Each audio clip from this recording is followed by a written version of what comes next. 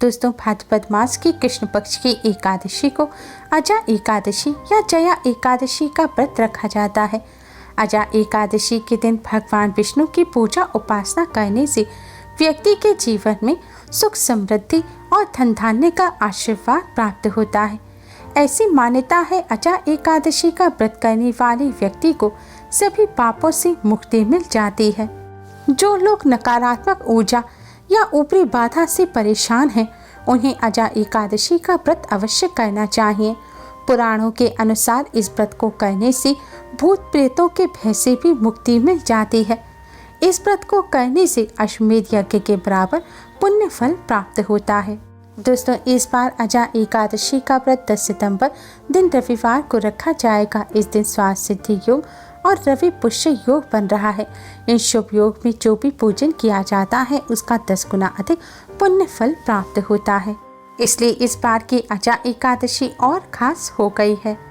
रविवार के दिन एकादशी होने से इसका महत्व और अधिक बढ़ गया है, क्योंकि रविवार का दिन भगवान सूर्य नारायण को समर्पित होता है।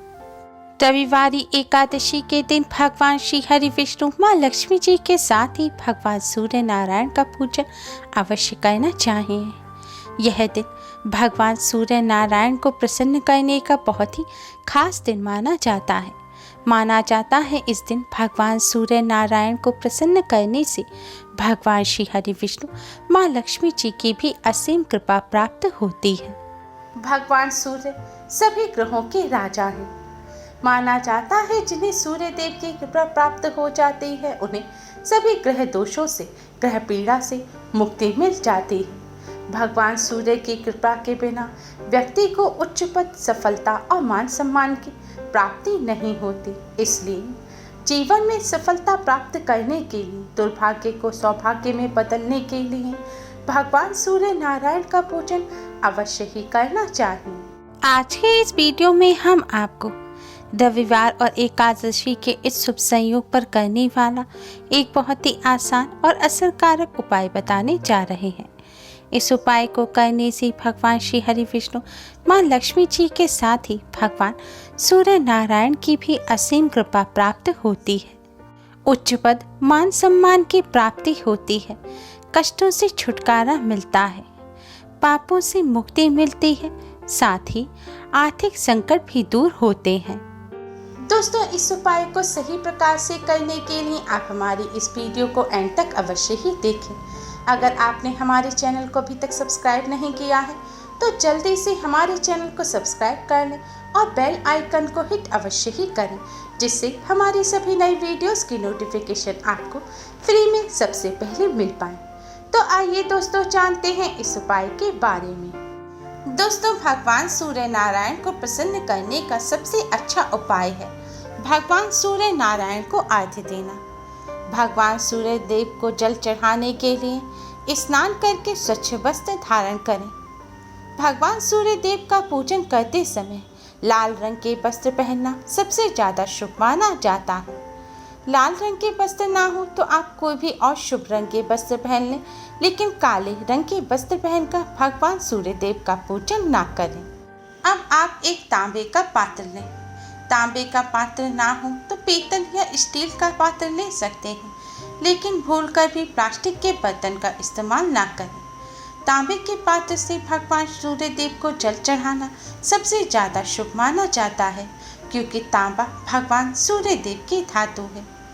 तांबे के लोटे में आप शुद्ध जल भरें। अगर आपके यहाँ गंगा जल हो तो थोड़ा सा गंगा जल भी आप इस पात्र में अवश्य ही डाल लें।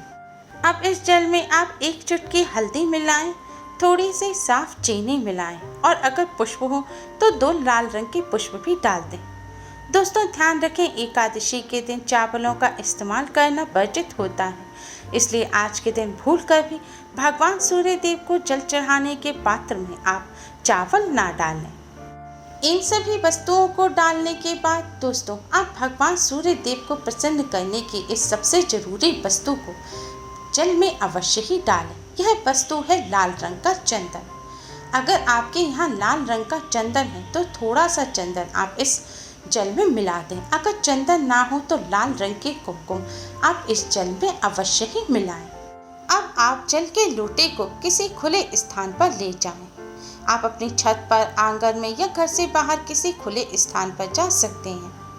खुले स्थान पर जाने के बाद भगवान सूर्य नारायण की तरफ मुख करके खड़े हो जाएं और इस जल के पात्र को अपने दोनों हाथों में उठाकर अपने सिर से ऊपर उठाएं।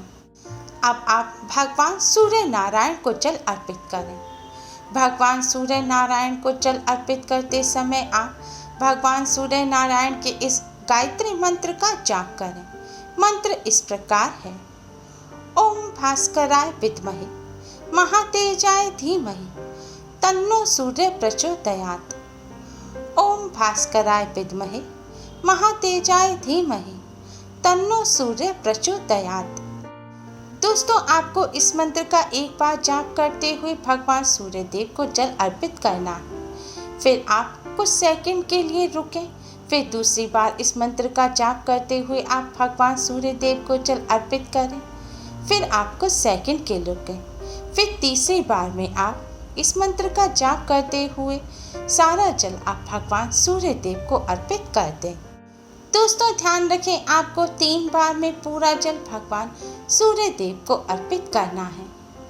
सिर के ऊपर हाथ रखकर इस प्रकार जल भगवान सूर्य देव को अर्पित करने से जल की धारा में से होकर भगवान सूर्य देव की सभी किरणें आपके पूरे शरीर पर पड़ेंगी। इससे आपका शरीर निरोगी और तेजवान बनेगा। आपके शरीर में जो भी विकार होंगे वह भगवान सूर्य नारायण की कृपा से दूर हो जाएंगे। जल चढ़ाने के बाद आप अपने स्थान पर खड़े होकर क्लॉकवाइज घूमते हुए भगवान सूर्य देव की 7 परिक्रमा करें। परिक्रमा करते समय भी मन ही मन भगवान सूर्य देव के इस मंत्र का जाप करते रहें। जल चढ़ाने के बाद आप भगवान सूर्य नारायण को प्रणाम करें। भगवान श्री हरि विष्णु और माँ लक्ष्मी जी को प्रणाम करें।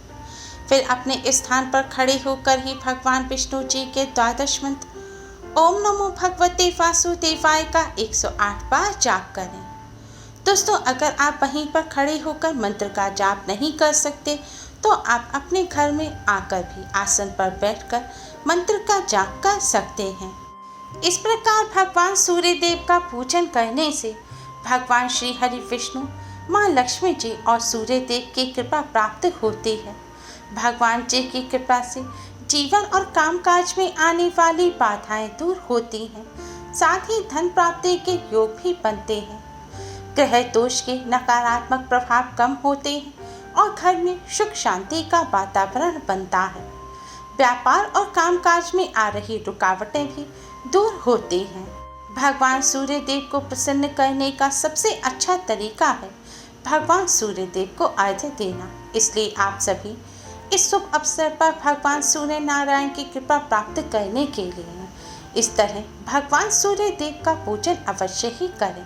दोस्तों, भगवान सूर्य देव का पूजन करते समय कुछ बातों का विशेष ध्यान रखना चाहिए। सूर्य देव को जल देते समय मुख पूर्व दिशा की ओर होना चाहिए।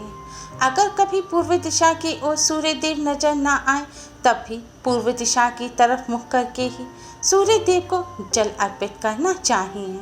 सूर्य देव को जल अर्पित करते समय कांच, प्लास्टिक, चांदी के बर्तनों का इस्तेमाल नहीं करना चाहिए। हो सके तो सूर्य देव को हमेशा तांबे के पात्र से ही जल अर्पित करें। सूर्य देव को जल इस तरह अर्पित करना चाहिए कि सूर्य देव को जो आपने जल अर्पित किया है वह बहकर आपके पैरों में ना आए। और सूर्य देव को कभी भी जूते चप्पल पहनकर जल अर्पित नहीं करना चाहिए।